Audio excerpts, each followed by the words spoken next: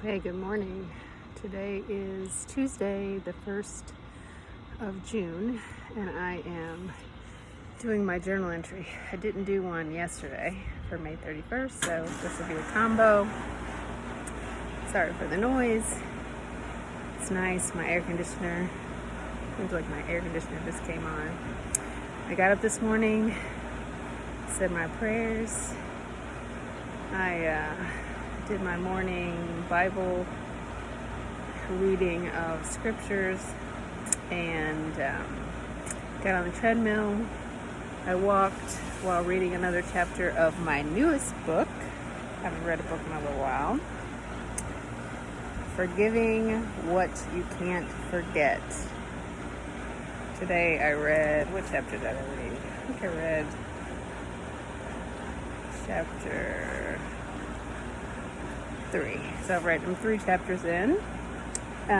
Obviously it's about forgiveness, what the Bible says about forgiveness, and the whole process of forgiveness and how forgiveness can be hard. And as I read it, I think about my own struggle with forgiveness. I consider myself to be a forgiving person, and it's easy to say, somebody says, "Oh, I'm so sorry, please forgive me." It's easy to say, "Okay, I accept your apology and I forgive you," but depending upon how much pain was that you endured because of whatever it is that needed to be forgiven, that may make forgiveness difficult. I can admit that I'm a person that I've been known to hold on to things for a really long time, to have a very difficult time just letting stuff go. And for a very long time, if I looked back and thought about something that hurt my feelings, and I would talk about it, it's like I would be in that moment all over again, feeling the exact feelings that I felt at that time. And so it took me a really long time to get past that, and I feel as though I have, I reached a point where I could let stuff go. I don't dwell on a lot of things. I don't feel as much when and if I reflect on things from the past that hurt me. In fact, I don't even do that very often. So I feel as though I've overcome this forgiveness thing, but I can remember, a time that someone betrayed me in college, and I was really surprised by it and really, really hurt and just felt devastated, and then became very angry and vengeful. Vengeful is when you think about the pain somebody caused you and you want to inflict that same type of pain on that person that inflicted the pain onto you. So I used to be vengeful. I'm not vengeful anymore. And for that particular incident, I just remembered probably a year went by and that person came and apologized very sincerely, and getting the apology felt good and I accepted their apology. But probably for another year or so, I had a very difficult time letting go of the feeling that I was shrouded in negativity, and I didn't lash out at that person, but I just stayed angry. And like I said, probably a year passed before I realized, I'm like, you know what? This person, they did something wrong once, and they didn't do it again, and they apologized, And I believe the apology was sincere, and it was now my turn to ask for forgiveness because I held contempt in my heart for that person, and was not shy about sharing that contempt with other people. And I saw that that was wrong, and the only person that it was really hurting was me, because it was making me angry and bitter and resentful and just not a very nice person, so I ended up apologizing. And gosh, that was so many years later. I mean, it was so long ago, right? Because it was like my freshman year in college when I was 18, and now I'm 53. And so I can see that person around, and I have over the years, and we've been friendly. And I wish that person nothing but good things. And I believe that they've had a nice life, and I've had a nice life. So there's definitely benefit to forgiveness. But that was one that, like I said, it took me a little while, and that was just one example. But there are other things that have happened throughout life where my feeling, somebody close to me hurt my feelings, disappointed me. I never really said anything about it, and so maybe I didn't get an apology for it, and it was something that I had to process myself. And I held on to things for a long time, and again, it's another situation where me holding on to something hurts me. It doesn't hurt them. They're just going on living their life. So I can definitely see benefits to forgiveness. So I think I've become more aware of that, and I've been more forgiving. I've been conscious about being more accepting of just people in general, because we're all flawed, and it's easy to make mistakes, to unintentionally do things that cause people pain. So I've come to this realization that I have to accept people for just being human, right? And accepting the fact that as humans, we may make mistakes, we may hurt people unintentionally, whatever. And if I can accept that and anticipate that in people and be accepting of it, then I don't have to take things so personally when they happen, and I don't have to feel the pain and feel bad and all that stuff. And so that's kind of been I think that's been a coping mechanism that I have utilized to keep myself from being disappointed, to keep myself from feeling pain, to keep myself from just protecting myself from negativity and bad thoughts and bad feelings and that sort of thing. But as I read this book, I wonder if that's a cop-out on my part. I wonder if, not being surprised by the disappointments that come along with life and being accepting of it is almost like that's what I'm expecting. And if you look for things, that's what you're going to get. And so maybe it's better for me to go back to being that optimistic person that I used to be, that just always looked for the good in people, that minimized what wasn't so great, minimized people's shortcomings and really focused on the positive, and just always saw the glass as being half full, and just having hope for the world. I think maybe I don't anymore. And with every time my heart gets broken, I put a wall around myself. And that I've been hurt so many times that I've got many, many walls around myself. And I put myself in a position where I am no longer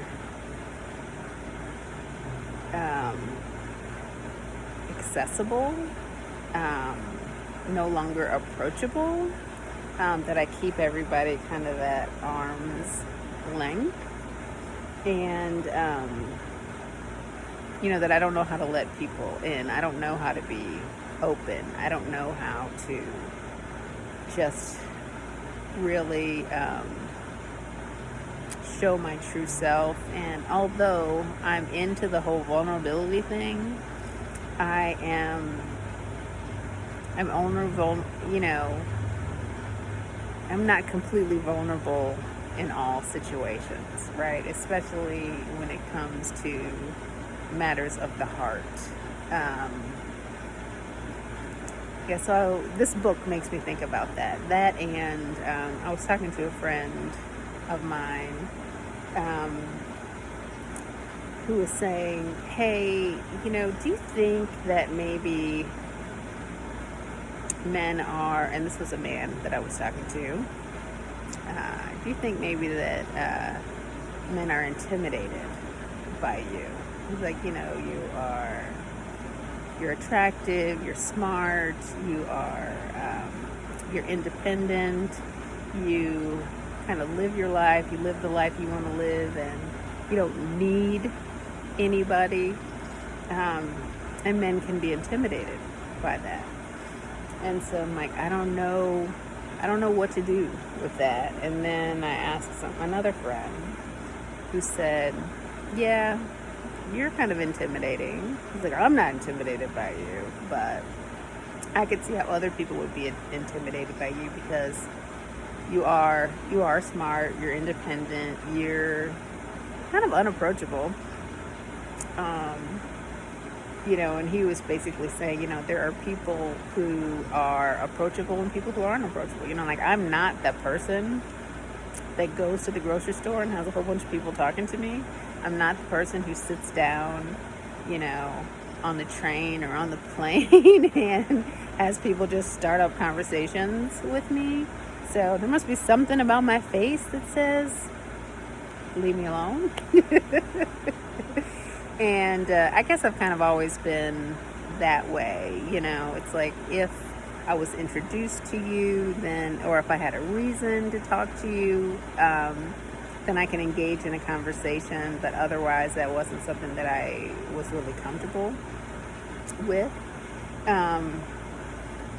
So yeah, maybe there's something to be said about being unapproachable. And then I talked to somebody else and they said, yeah, I can see how people could be intimidated by you. It's like, you're not easy. And it's like, you're older, you're mature. So, and this is just from talking from a man's perspective to, in approaching a woman. He's just like, yeah, you're not, you're not going to put up with a lot of nonsense, and so somebody who is lazy from a man's perspective, a lazy approach to a relationship, that's not gonna work for them. So I could see how you could be intimidated by that. So those are the kind of things I'm thinking about. I got to figure out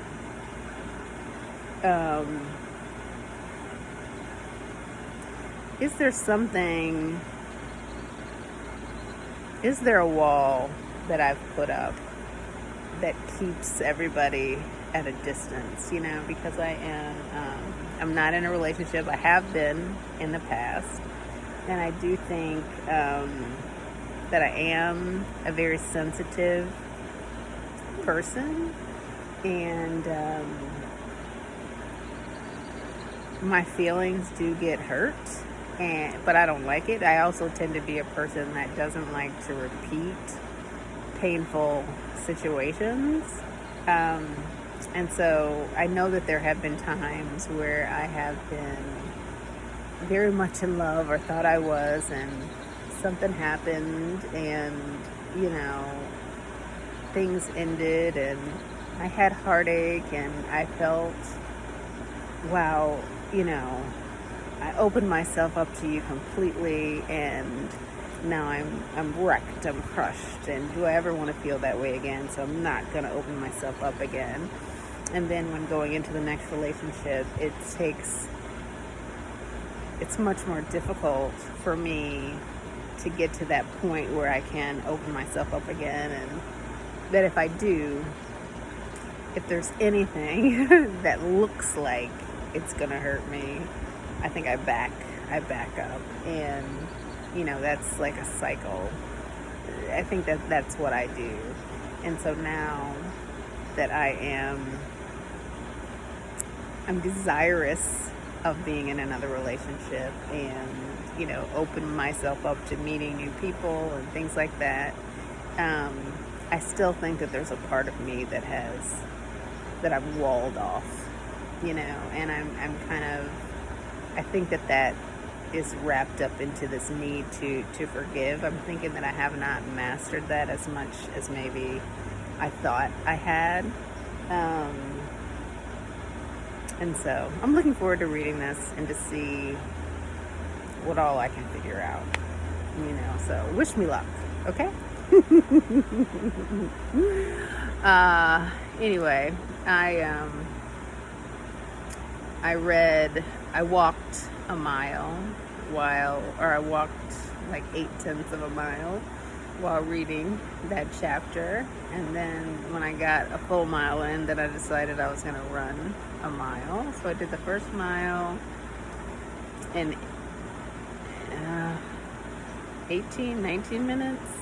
And then I did the second mile probably in 11 minutes. And I walked up until I got to 30 minutes. And then I came and I sat down. So I feel good about that. I haven't really been doing cardio lately. It's just been yoga.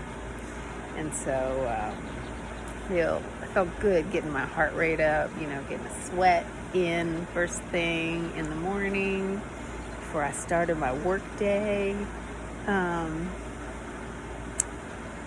Once I'm done with this, I'm going to go do my morning yoga. It is June. It's a new month. I just completed 6 months of daily yoga.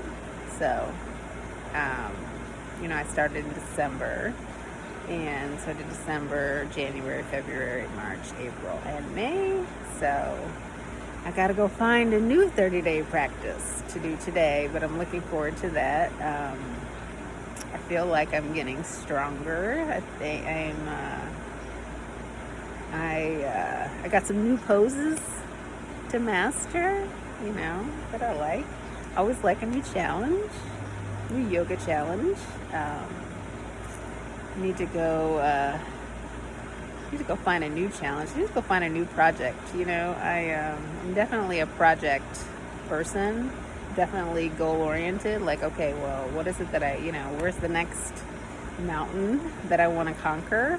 And I feel like I need a new one. You know, I guess in April and May, I was helping my parents with their move, but now that's over. They're in Texas.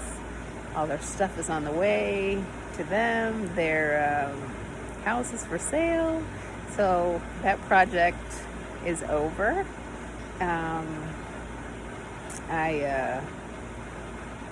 Texas is far from Illinois, so it's not like just a hop, skip, and a jump. So my dad and, making sure that he does what he needs to do is, that can't be my project anymore. At least not from me being right there and doing things with him. So I need to find something else. So I don't know what that is. So wish me luck that I will find something that will keep me occupied, challenge me, help me to grow, to learn, to get stronger. I don't know, develop some new skills, something to keep me occupied. Um, yeah. So let me do my MEPS check-in and get out of here because I've been talking for 20 minutes already. Mentally, I feel good. I don't have anything weighing down on me. I'm glad that I'm reading this book, and it's thought provoking, and it causes me to really think about myself and my life and how I approach things, and what I might need to do different to better myself, better my situation. So I like that. Emotionally, I'm feeling good. I'm happy. Physically, I feel strong. I ran 0.75 miles without stopping. I took a break for just a second, and then I ran the other quarter of a mile. And so I do feel strong. I didn't need to stop. I just stopped because that's what I do.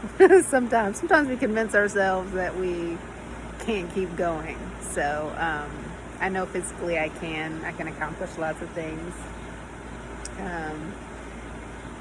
I just need to convince my brain of that. Spiritually, I feel thankful. I'm grateful for today. I'm grateful for this weather. I'm grateful for the sun that is shining. I'm grateful for life. I'm grateful that I'm able to share.